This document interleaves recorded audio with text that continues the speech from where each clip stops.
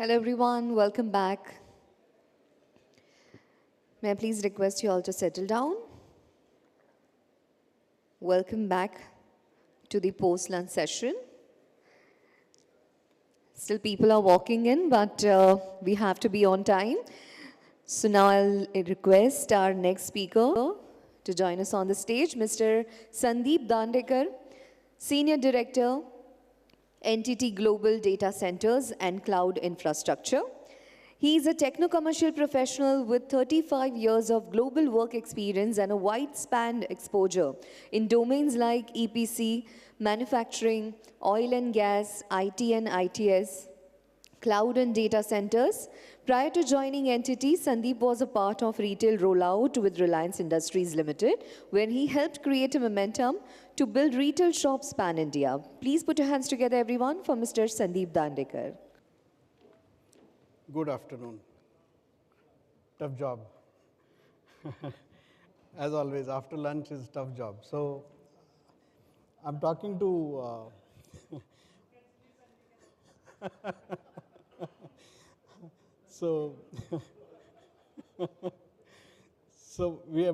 I'm talking to yet more than half empty auditorium, but I'm not going to allow that to deter me, to kind of depress me. This is just a 15-minute session, so obviously we are not going to do any deep dive or a great deal of detailing. The topic is sustainability. So let's try and do some interaction to warm up the room first. Few questions. There is something which is common in Bangalore and Cape Town. Any guess? Any idea? Yes. Absolutely. Both cities are struggling with water. That's common. So look at where is Bangalore, look at where is Cape Town, and there is a common problem, there is no water. The next is, we know that several coastal cities are sinking. You possibly know that, I can possibly name some cities here. Indonesia is struggling. They are not able to declare a lot of projects which are in their mind because they are not sure whether the cities are going to be there for next 50 years. So we know about Mumbai, we know about so many other cities which are sinking. They are going down by a few millimeters every year. And it's a double effect because the water tables are going down, that's causing sinking, and the water levels of sea are coming up. I'm saying that the underground water levels. Himachal Pradesh, we know in last 3 to 4 days has been badly disrupted because of heavy snowfall and excessive rains. We know China is facing tremendous amount of floods. Almost half of China, maybe 30–40% of China is in serious trouble. We have seen desert cities like Oman and Dubai being completely knocked out last week, where they received 2 years equivalent of rain in 1 hour. So if you look at diversity, geographical diversity and the geographic diversity of problems of all these cities, there is something common. They are far, yet they are facing either weather-related issues, water-related issues, or pollution-related issues. So how does it matter to us as far as data centers and technology is concerned? If you look at, one is the renewable energy. Obviously, dependency on fossil fuel has to be eliminated as fast as possible. So you can see IBM claims that its data center runs 74% on renewable energy. There are few details possibly for your quick read. Then we are talking about future of cooling. What is the reason that we have to get to newer technologies of cooling? What are they going to do for us, and why it is no more a matter of choice but a matter of compulsion? We are seeing that Mark Zuber says they are not able to do the projects, the expansions that they would like to do because of the bottleneck of power. So we are already talking about power becoming a bottleneck. Also, there is one aspect many of us are aware that in India, so many data centers have been announced, so many are being built. Every data center is 30, 40, 50 megawatts. So you multiply by these many data centers and the megawatt capacity. One is to be able to produce that power and to commit, and second is to be able to distribute that power and actually deliver. So proof of pudding has to come still when all these data centers start firing. Do we have enough capability in our distribution system? Are they outdated? What are the kind of losses? It is a main concern and a proof of pudding India will have to show and see.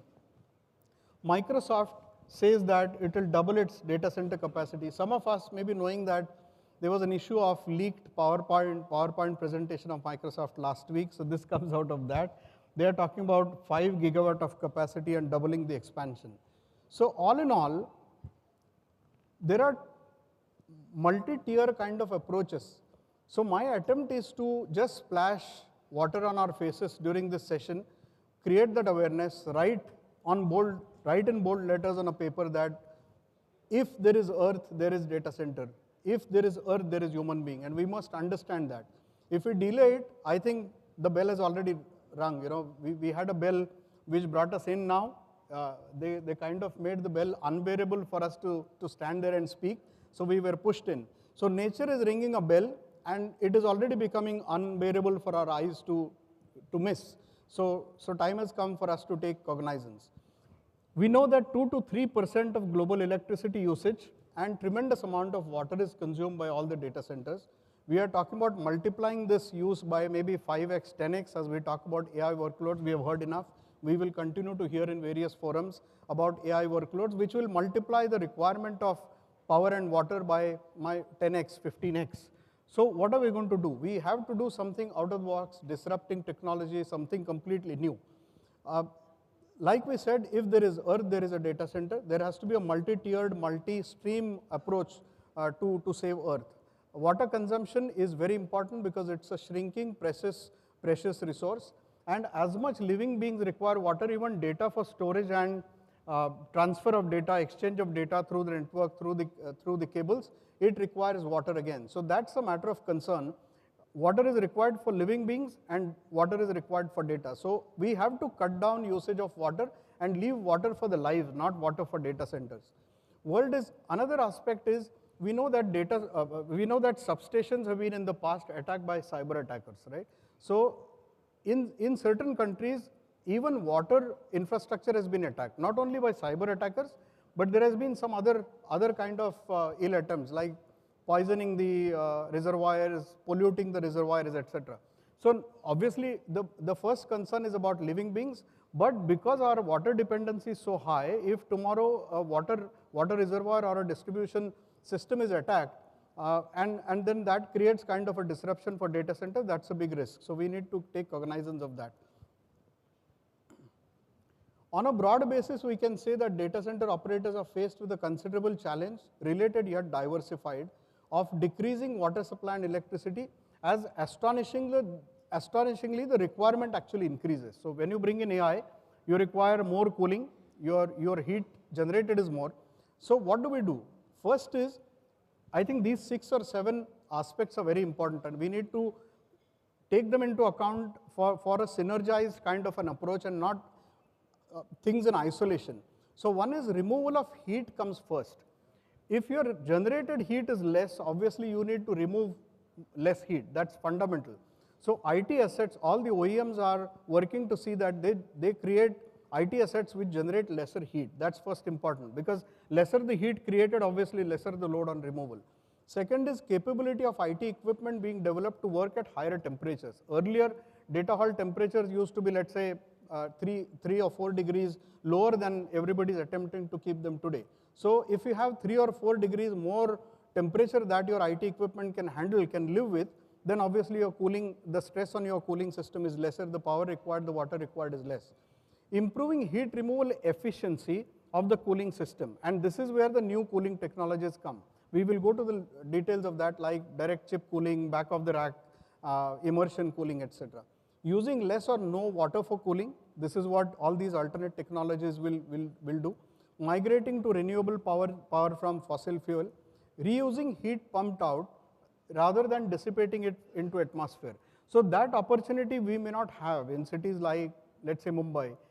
But in the West, in Europe, in US, they are making serious attempt to see that the heat that is pumped out of data halls is not just emitted into the environment, but if there are townships nearby, that heat is actually supplied to the towns where they use that and they bring down the consumption of burning fuel, etc. So it has a double effect. One is the heat that is generated is utilized. You don't dissipate it to weather, to the environment. And second is the households where they have to burn fuel to generate heat in the cold times is also saved.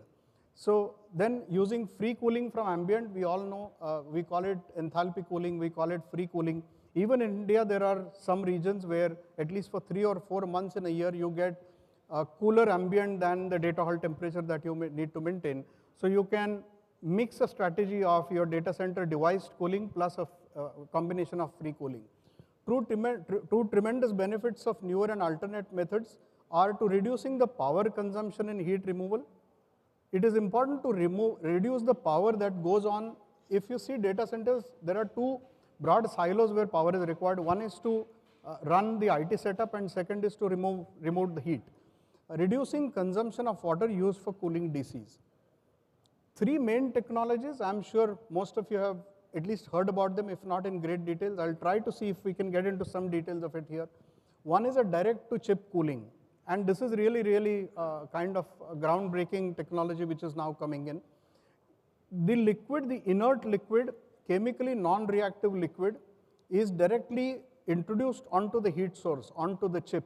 And the cooling is achieved there, right in the chip.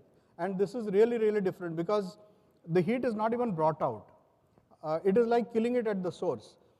This circulates cooling liquid around the CPU or the other heat sources within the servers. Cold plates are fitted above the heat generating surfaces where they are cooled directly. This also has some advantages and limitations. We will try and see if we have time, we will get into that. Otherwise, we can talk one-on-one later if anybody wants. Immersion cooling is literally like you take your IT assets and dip them and give them a continuous bath. So it's like 24 hours bath. As they generate heat, the liquids are actually there where your IT assets are dipped. This again has pluses and minuses. Rear rack cooling, we said this kind of sits between the two from your CapEx point of view, from the point of view of ease of deployment and the complexity point of view. Also, there are things like you lose some space. I mean, one is you upfront spend more CapEx. This may also have a paradox like liquid leakages, the mess that it makes, etc. So all these three cooling technologies have their pluses and minuses, and there is no real one shirt that fits all. One will have to think about what data center I am building or running. Is it a retrofit? Is it a greenfield project? What system really suits my application? If you are talking about a hyperscaler or maybe an edge data center or a multi-tenant data center, the technology that you will choose really will change based on that. So it is important to know what are pluses and minuses and more suitable aspects where which technology will suit. Immersion cooling challenges, do we have time? Do we have time? 5 minutes more? 2 minutes. Okay. So like I said, you have pluses and minuses. We don't have enough time to go into those details, but it is worth talking about it. If anybody is interested, I'll be more than happy to interact offline. 5 things we must consider when we are introducing a liquid cooling to air-cooled data center. These are broadly 5 or 6, I would say. What is the heat capture? We must be very clear, and that depends, like I said, what is your data center type, what is the type of operation, what is your customer pyramid percentage, is it built to suit only one customer or multi-tenant, etc. Plumbing needs to be customized in case of brownfield where there is an existing building or a data center, and you may be modifying or augmenting this new technology to assist your air cooling, current air cooling. There is a way your plumbing will have to be modified or created in case of a new data center. Distribution is very important, efficiency of that, balancing capacity, risk mitigation. Each of these 3 methods have their own risks, have their own pluses and minuses, like we said. So when you choose any technology, any method, it is very important to take good cognizance of what are the risks you are going to invoke and mitigate them. Heat rejection is the last thing. How much heat will be rejected in what pattern, where, and how do you handle that? How do you dissipate that? So AI also is a very important thing that comes to help. AI transforms the whole game from, as we know, analog to digital, reactive to predictive. You can use your experienced data center players have a legacy. They have run their data centers for 10 years, 15 years. They have tremendous amount of data. So all that data set can be used, analyzed by AI, and very effective strategy implementation using sensors, combining that with your IBMS. About 30 to 40% of your power savings are possible in the cooling technology. So AI in a nutshell is a very, very important constituent. It must not be missed while you are devising your cooling strategy. That's it. I think we have 15 minutes and we are done. Thank you, sir. Thank you so much. Can we please have a round of applause for him, everyone? I will request Mr. 𝗏𝘂𝘁𝗶 to join us on the stage to felicitate Mr. Saandeep Dandekarr. Sorry, this was too fast, too short, too larger topic to cover in 15 minutes. Thank you.